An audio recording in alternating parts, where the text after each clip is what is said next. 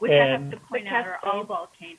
Yeah. Thank you very much for that. I too. forgot to mention that. They're all considered active volcanoes. As a matter of fact, the weekend before we went to Glacier, Washington, up towards Mount Baker, Corey Hine, our boots on the ground guy who lives right there in Glacier, texted us and said that the mountain had let off a steam vent that weekend before we showed up, and kind of alarmed folks. You know, that's Mount Baker. It's still an active volcano, just like Mount Adams is. And guess what? Guess what Lee Strauss, our intrepid mountain man / camera person, is going to do with the Wade brothers. They are taking crampons and ice axes, and they are actually climbing to the summit of Mount Adams. That'll be amazing. Along with an intrepid photographer, another person who's going to record the entire trip that they take up the mountain.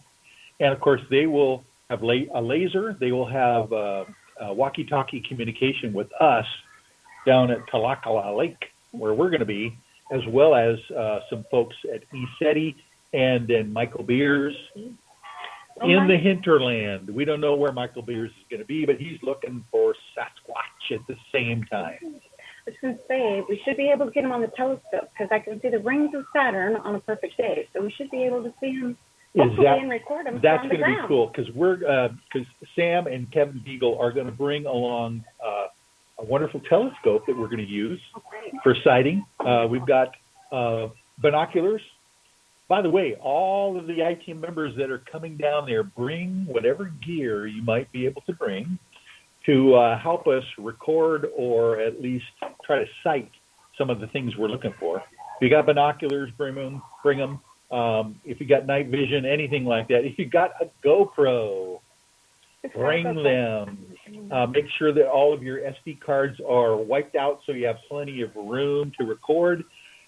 And we are going to provide a lot of raw footage to the Wade brothers for their feature film that they are creating about this entire event called Aliens versus Bros.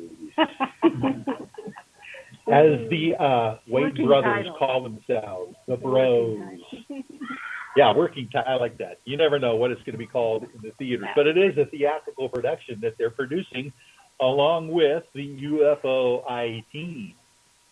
And as well, James Gilliland is in the project along with Clyde Lewis, the famous paranormal radio talk show host in Portland, will be there as well. And gosh, this is good stuff here. Stephanie, you got something else you want to show? I have more books. You know me. Oh, you do? I do. Thank you so much. These books, there's a series of them, and they are compilations of many, many accounts that have been put together over the last 25 years or so by Albert S. Rosales. Maybe you want to hold that up. This is called Humanoid Encounters, The Others Amongst Us, from 2000 to 2009 by Albert S. Rosales. You want to hold that up, Vanna? And you can get these on Amazon. There are, I think there's probably 7, and each one he has put them in time periods. Oh, I so see. This one is 1985 to 1989. He's got some that are probably around the Roswell time. Try this one next. And they're just fascinating. And what I like about these books is that he basically presents the information as it was given, and from all different kinds of people, very educated people, people living in primitive situations that have not had even access to a television or have never seen a UFO movie or anything like that. Interesting. All different time periods, and it's just fascinating. Not only UFOs, alien encounters, and incidents under the water, coming out of the water and going into bodies of water. USOs. So again, it's Albert S. Rosales. Fantastic. Thank you for that book report. Now, listen, before we get any further here, I want to just make sure that we thank, again, Gary Tombstone Anderson and Night Dreams Talk Radio. Yay. Thank you, Gary. For keeping us on the air and actually promoting the UFO I Team. As a matter of fact, folks, the big push for us at the UFO I Team is to get upwards to 100,000 viewers and listeners for our weekly show. And if we can do that, we can get on terrestrial radio stations because they can sell advertising on our show. So if you have a chance to help us out to continue on this, I would like you to help Gary Tombstone Anderson out. You can go to his website, www, wherever it is, nightdreamstalkradio.com. There is an actual little donate button there. If you want to give $1, okay, or $2, whatever, that would help us try to get to that thing with Gary and try to get some of these other stations to pick us up because the bandwidth that he has to pay for is kind of a tough thing every month. So thank you, Gary, for doing all that out there. But Chuck is here along with his lovely wife and their granddaughter, and I want to just hear from you guys. You know, why did you decide you wanted to come and join us today? And speak up because you're far away from the Curiosity. I started watching Ancient Aliens and just kind of as a lark first, and Strange Evidence, and anything about mysteries I was just intrigued with. And the more I watched, the more I became convinced that there has to be more than we saw, and I couldn't wait to come to a meeting. I forgot how I first. Yeah, how did you come across us? You know, I forgot. You know what? That's a tradition. I don't know. That is a sign right there. She forgot how she knew us and how she came across. You know, it might have been we were aboard the same craft together, and then we told you, well, you know, you should watch our show. I don't know. So you don't know how you decided to come and find us, huh? I found it on your phone. Did I find it on my phone one time? Maybe I was looking up something about aliens and I found it. I don't know. Okay. But I'm glad I did. I'm glad you did. Very And now here's the fun thing. You guys, you can actually watch yourselves right after this live. You can watch it on the archive and see, kind of critique yourself, saying, "Oh, I'm going to sit up straight next time."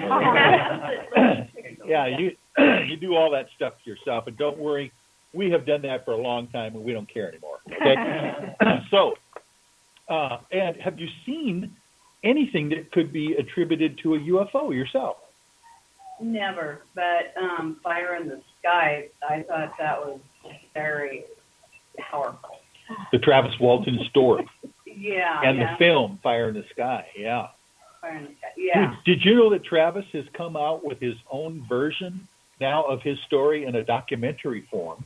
Yes. Under the same name, Fire in the Sky, but you can find, and I'll tell you what, that's fascinating because he tells you what really happened. You know, rather than just all the Hollywood stuff, you know, in the first film.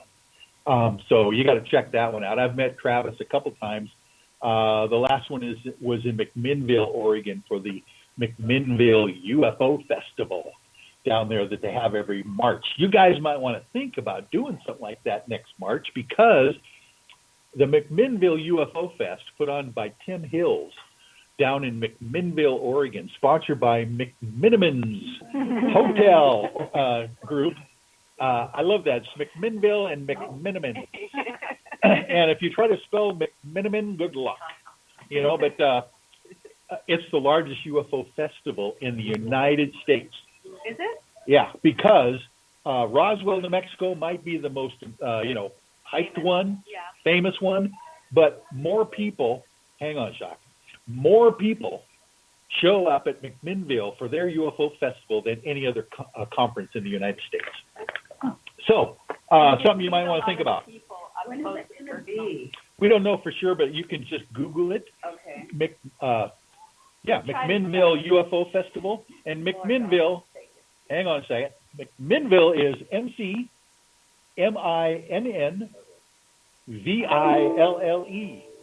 McMinnville. And it's usually in March, I believe, every year. It's family friendly. I mean, they have UFO dog parades. They have costume contests. Some really great. They even have a formal black tie dinner that you can come dressed as your favorite alien and have a wonderful band right there in the hotel. And of course, the Hotel Oregon in McMinnville is just a classic old stone building that is, one of the major renovations by McMinimans over the years. So it's a wonderful place to stay. If you want to go there and you want to stay at the Hotel Oregon, you better get your reservation in now, because people reserve this kind of thing at McMinnville UFO Festival on a yearly basis, right after the thing happens there. So, and Chuck, how about you? Have you ever seen anything unique in your lifespan? I'm sure I have, but some of mine don't remember now. Well, that's a sign right there. Now, you hitchhiked around? Yeah, I hitchhiked around Western parties. Oh, interesting. Like for a long time, or just on a trip? For about 5 years, I guess. Wow. To write a book. I should. Yeah.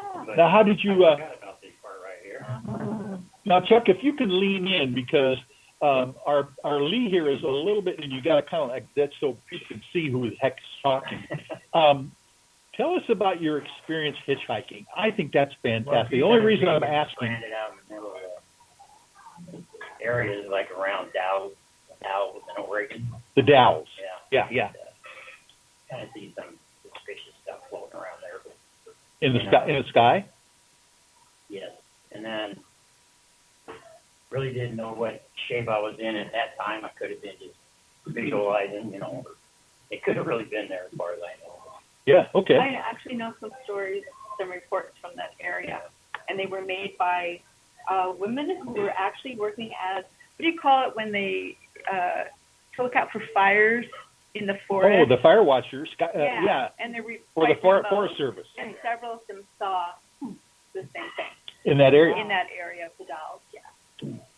So you have confirmation there, Chuck. You weren't high or crazy. You might have been high. You could have been high, but you definitely weren't crazy. Well, that's fascinating. Yeah. And then in Oregon, we spent a lot of time down there too. So. Mm-hmm. Did you? Lincoln Beach. Oh, on the coast. Yeah. Oh, that's a beautiful area down there. Haystack Rock. Oh, that's famous. Yeah. Actually. If the people on the East Coast don't even know this, but out in Oregon, off the coast of Oregon, actually, that's where Lewis and Clark, by the way, ended up hitting the Pacific Ocean from the entire, trek across the United States. Back in the pioneer days, the core of Discovery came out close to Haystack Rock, actually, in Oregon. And if you don't know, a couple of displays up there of them, they would go to visit. Yeah. Whatever they have there. Yeah. And I remember the story goes, when they did make it to the coast and they broke through, it was just a rainy, old, cold day, and there was nothing there. They didn't have they thought maybe they were going to meet a ship, that could take them back. And they were waiting for a couple of days, and nobody came, and it was freezing cold. They decided, I'm going to walk all the way back. So that's what they did. And matter of fact, that incredible story is fascinating to me, because they did that entire trek by foot and by boat, and they only lost one guy. One man out of the entire 40, I believe, that were in the core of Discovery. And by the way, he didn't die of an accident or anything. He died of like a burst kidney, a burst appendix, by the way, something like that. So it was a medical problem, which is fantastic. I can't believe that they did all that and survived. And good old Pocahontas, if you didn't come along and save those guys, they wouldn't have made it. So. You mean Sacagawea? Thank you for that. Yeah. I apologize, Poco. It's not you. It was Sacagawea. Well, they also encountered the Mandan tribe, which I'm familiar with because I lived in Illinois for 6